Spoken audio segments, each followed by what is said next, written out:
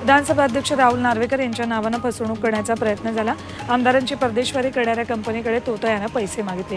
Tours and travels कंपनीच्या कर्मचाऱ्यांना प्रसंगावधान दाखवल्यानं मोठी फसवणूक टळली। नार्वेकरांच्या स्वीय सहाय्यकाने या प्रकरणी मरीन ड्राइव्ह पोलिसात दोघा तोतयांविरोधात तक्रार दाखल केली आहे। पुण्यातील सावित्रीबाई फुले विद्यापीठातील राड्या प्रकरणी 6 जणांना अटक केली। कलावंत, दिग्दर्शक आणि लेखक यांच्या विरोधात ही कारवाई करण्यात आली। सावित्रीबाई फुले पुणे विद्यापीठातील ललित कला केंद्रातल्या विद्यार्थ्यांनी सादर केलेल्या नाटकावरून जोरदार राडा झाला। जब वी मेट या नावाच्या या नाटकामध्ये रामायणात काम करणाऱ्या कलाकारांचं वैयक्तिक आयुष्य दाखवण्यात आलं होतं। ठाकरे गटाचे खासदार संजय राऊत आज मालेगाव न्यायालयामध्ये सुनावणीसाठी गैरहजर राहिले। यावर न्यायालयानं राऊतांच्या वकिलांची चांगलीच कानउघडणी केली। मंत्री दादा भुसेंनी दाखल केलेल्या बदनामी खटल्यात राऊतांना कोर्टानं आजपर्यंत दिलासा दिला होता।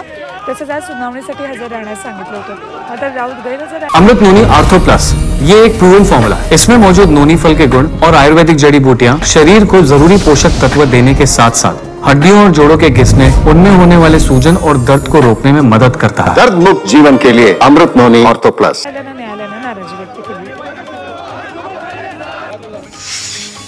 छत्रपती संभाजीनगर शहरातून जाणाऱ्या जालना रोडवर आता अवजड वाहतुकीला बंदी करण्यात येणार आहे। गुरुवारी पहाटे गॅस टँकरला अपघात झाल्यानंतर गॅस गळतीमुळे हजारो नागरिकांचा जीव 18 तास टांगणीला लागला होता।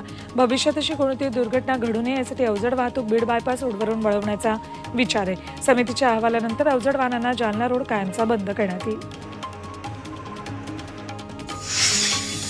धुळे जिल्ह्यामध्ये अजित पवारांचे भावी मुख्यमंत्री अशा आशयाचे बॅनर लागलेत। उपमुख्यमंत्री अजित पवारांच्या दौऱ्यानिमित्त लावलेले हे बॅनर चर्चेचा विषय ठरत आहेत।